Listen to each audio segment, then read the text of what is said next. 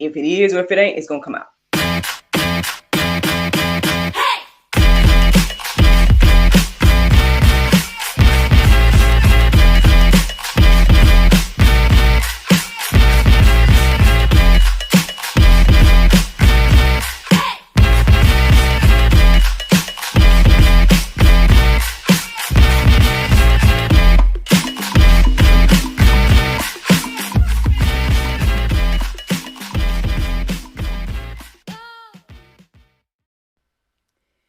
Good morning, everybody.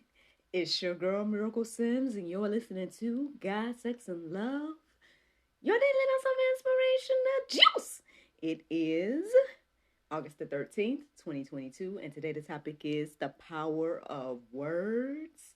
Happy Saturday, everybody. Happy Saturday. I hope that you all had a great day yesterday. Mine was just fine. Not too much to report. Still working on chores and all that.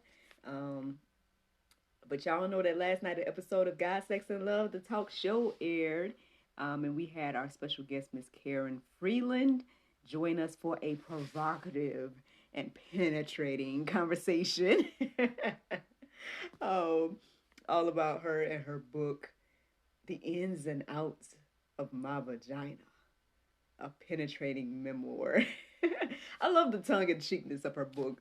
And the title and everything like that. But at the same time, I know it may not be everybody's taste level and whatnot, but it was a great time talking to her. I hope that you all enjoyed that conversation. If you missed it, then go ahead and go to godsexandlove.com, and you should see it there as our featured video for the next week. But yeah, man, to God be the glory for this platform of God, Sex, and Love, man.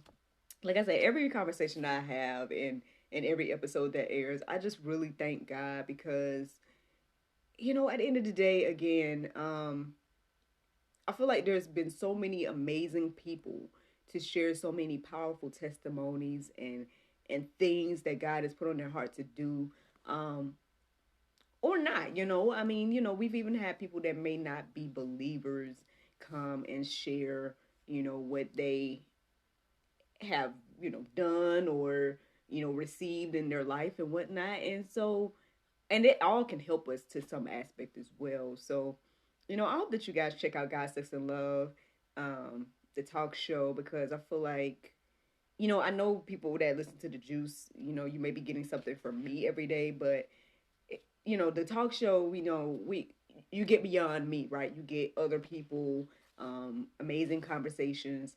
I looked at the YouTube for God, Sex, and Love. Our YouTube, as of yesterday, it had 901 videos. Y'all, 901 videos. My God, like for me, for me, that is a huge, huge accomplishment. That is a huge testimony. God has done something with me, for me, and through me, through this movement of God, Sex, and Love. Yes, I know the majority of them may be the juice, obviously, because, this is something I do every day since April 1st, 2020. I know y'all should know that at this point, right? However, even outside of that, I mean, yeah, I feel like the juice is great as well because, if nothing else, I've received something every day by taking out this intentional time with God and saying, hey, Lord, what do you want to show me this morning? Hey, Lord, what do I need to study? And, and I just happen to share it through this, to be like, hey, y'all, this is what I studied today, and everything like that. So that is already, a movement by itself, right? But then to add in, again, the talk show element where, other people are coming in and adding to the conversation. We're having so many thought-provoking and amazing conversations as well that people are just very hesitant to still have these days. I don't know, every time it just blows my mind, and so that was huge. I saw that yesterday and I was like, what? 901 videos. So technically this that I'm doing today would technically be like 902 videos. Now obviously there are some videos that may be outside of the realm of GSL, but the majority of it is GSL content in regards to the talk show, and the podcast, as well as the other segments that have been created. And so we're gonna see what the Lord do with all of this, but He's already done a phenomenal thing, if I say so myself. And I'm just glad to be here. You know what I'm saying? I'm glad to be here and be doing this. And yeah, we're gonna see what the Lord do with all of this. But anyway, just taking that moment to reflect on everything.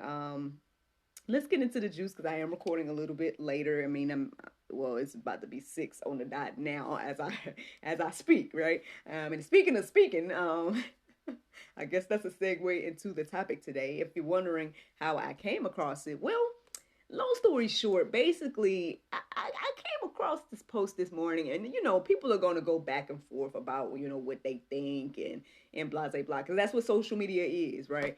So I came across this post this morning, and this lady, or this young lady, or whatever the case is, had things to say, I guess, about people that are speaking against Beyonce's new song. If you don't know, well, long story short, y'all, apparently, she got a new album that just came out and whatnot, and apparently she has a song on there talking about church girl. Now, I haven't listened to the song per se, so I can't necessarily fully speak on it. I just can say that I've listened to people talk about it. People like Marcus Rogers, as well as, there was another young lady that I heard speak on it and like give her feedback in regards to, I guess she was kind of like giving a review of it and whatnot from a Christian perspective and everything like that. And so, now,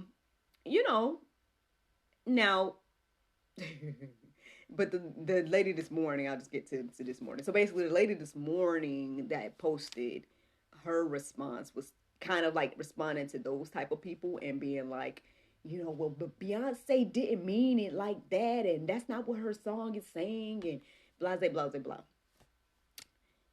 Now, part of me wanted to comment and be like, because there's a quote, like, there's something that Marcus Rogers says all the time, which I was like, I felt like it fit this scenario, and I was getting ready to post it, but I just was like,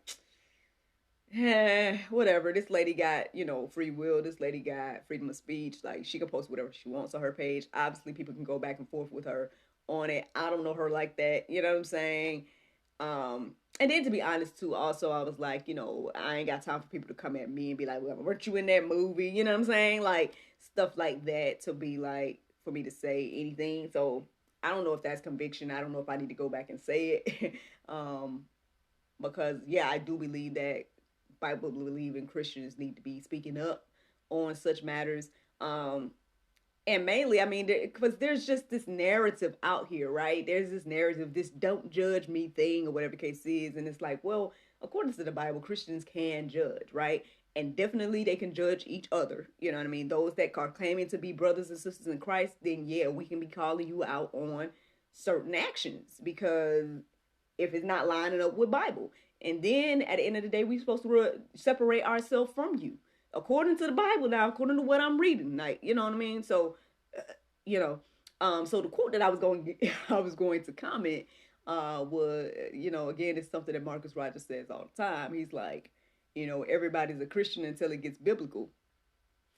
I mean, for me, I felt like that's facts in this in this conversation. I mean, but the interesting thing is, so I didn't respond. I didn't say anything. I just like let it be.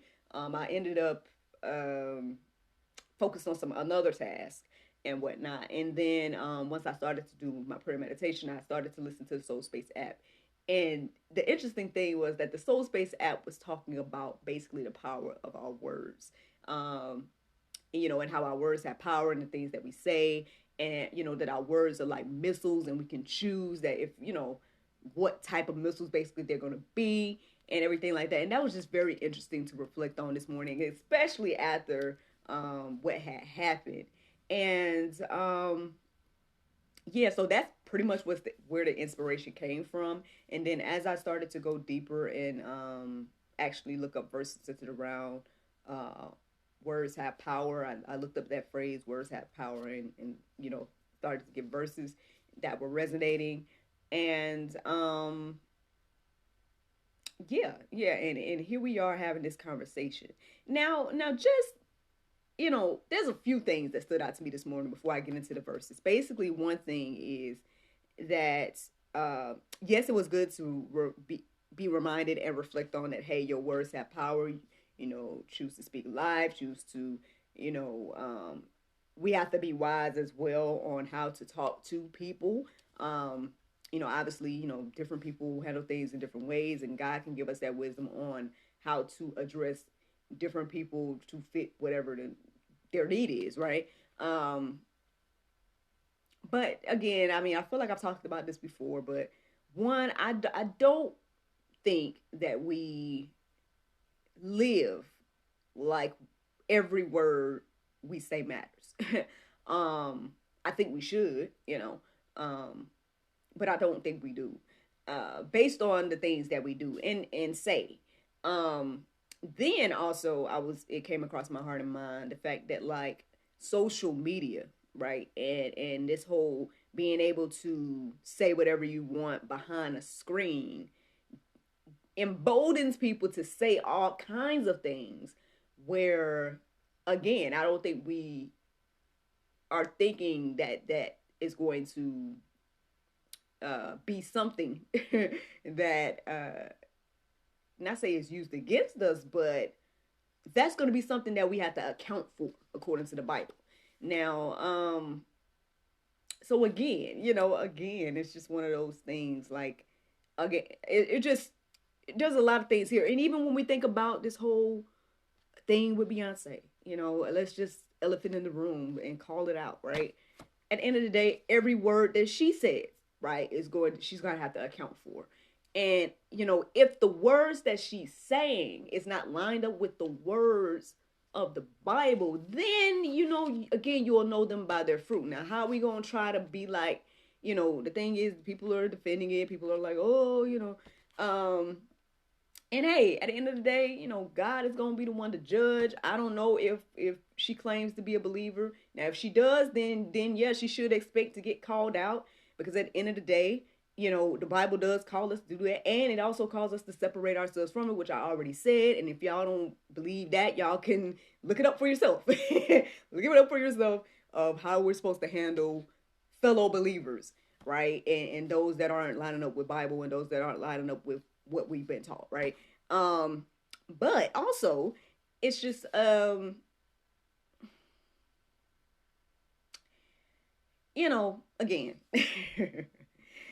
we're all going to have to take account for each word that we say. And so,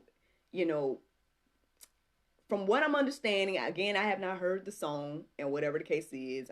Again, I have heard people talk about it. I have heard people share the lyrics, seen lyrics that people have shared. And it don't sound like the Proverbs 31 woman that we were talking about a few weeks ago.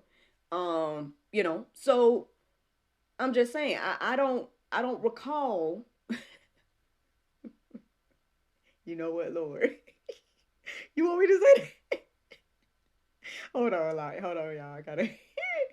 All right. Well, what the Lord put on my heart and mind just now was, I don't recall seeing twerk like a thotty in the Bible. I just don't recall that. I don't recall it.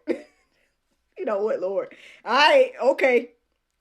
So I'm just saying, I don't see that in the Word of God. So I don't know how we can defend that. But I mean, hey, whatever. Let us all be not say led by our own minds, because we're not supposed to be how I say, Lord, I don't know. I don't want to misquote, so I'm gonna leave that alone. But anyway, so let's get into what the Bible has to say about the power of our the power of words. Let's see what the Bible has to say about the power of words. Proverbs 18:21. Death and life are in the power of the tongue, and those who love it will eat its fruit. So again, death and life. When you know that your words are like missiles, right? And you know that, hey, what I do or say can affect death and life. Again, we should probably be a little bit more careful with what we say. it reminds me of, and this isn't Bible, but this reminds me of Maya Angelou. And if anybody knows her story, I mean, y'all probably seen um, her, I guess, I don't know if I actually read her memoir, but I definitely saw the movie, I Know Why the Caged Bird Sings. Um, it talks about in her childhood, obviously well, and unfortunately, she was raped by a man. And when she told on him, her family killed the man, apparently. Like I think her uncles or something like that. And ever since that happened, I don't know how long she took. I can't remember if it was years or months, or it might have been years. But basically, she felt as a child, right? As a child, she felt like her words was the cause of him to die. And so she didn't speak for a long period of time because of that. And, now again, that's the innocence of a child and whatnot. To think, to just go ahead and kind of put those things together like, hey, I told on the man and now the man is dead. I probably shouldn't speak, because she saw, right, that her words was that verse came to life in her life, right? The words was life and death. Now, everybody's situation may not be like that, where you automatically see, right, your words being either death or life. But according to the Bible, that's what it says, and it's probably just as serious. So we should probably take it as serious as Maya did. Now, should she have, remained mute all her life and whatnot? No. But obviously, that was the understanding of a child at that time. I mean, obviously, she had so many words and powerful things to say, as I guess one of the greatest poets and orators of American history, as they would say, right? At least from what I'm understanding from history. But so obviously she had plenty to say, and I'm glad she said it, right? I'm glad she spoke, and I'm glad she wrote, and all those different things. I'm glad she found her voice again. But again, maybe we should, right, take it just as seriously as she did when she was a young child, to know that, hey, life and death is in the power of the tongue.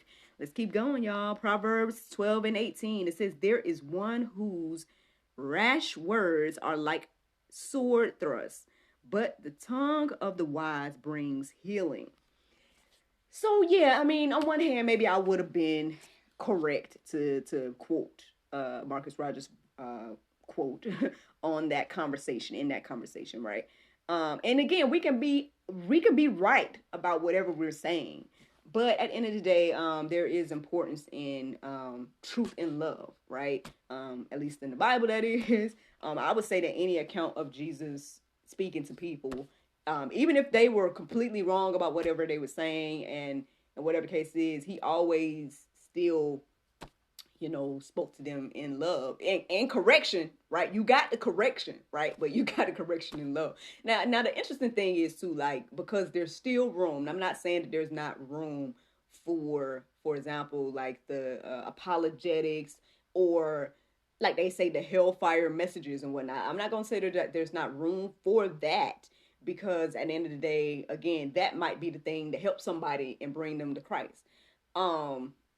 However, and if we look at Jesus again, like, there are times where he called people out, called them vipers, called them, like all right, well, I'm reminded of the what was the what was she doing? What was she asking for? I can't remember what the woman was asking for, but she was asking for help.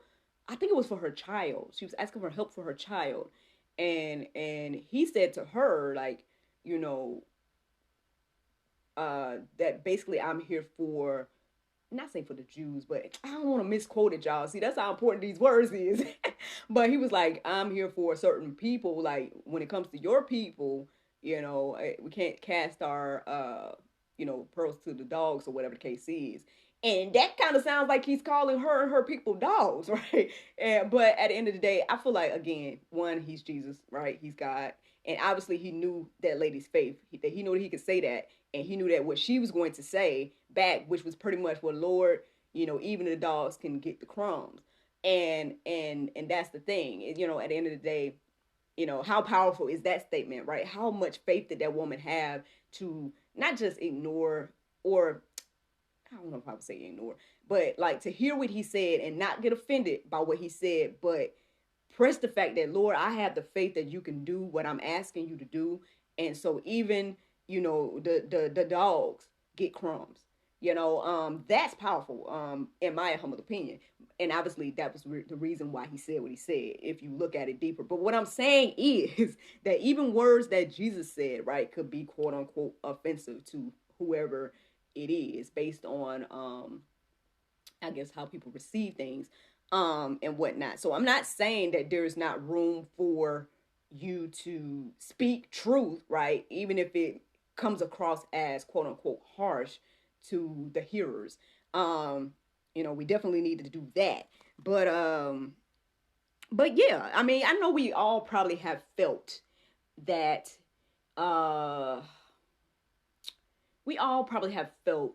like that prick of words, right, that someone has said. Like somebody has probably could have said something in your life that pricks you down to your heart, right, to make you like feel, man, like, oh, that hurt when they said those words. Like I felt that in my soul when they said that. And again, that's probably how we should we should understand that, yeah, our words can be just like that. It says that it can be swords. I know today in the prayer meditation that I was listening to, it said that our words are like missiles. And so, yeah, I just think that we should probably think about those things when we say things. But anyway, Ephesians 4:24, let no corrupting talk come out of your mouths, but only such as is given for the building up as fits the occasion, that may give grace to those who hear. So again, that's why the truth and love is important, right? Because at the end of the day, we all know that we all need grace, right? I need grace, you need grace. We all need the grace and mercy that God gives.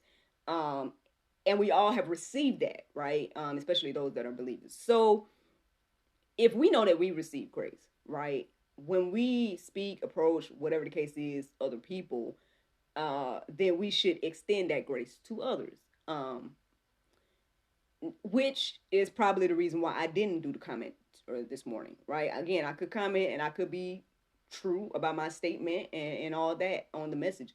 But if it's going to get lost and whatnot, or if it's going to be something where, is what I'm saying going to build up? You know what? This reminds me of a quote that I came across. It was a while back, and it's spelled, what was the word that it spelled? It spelled the word,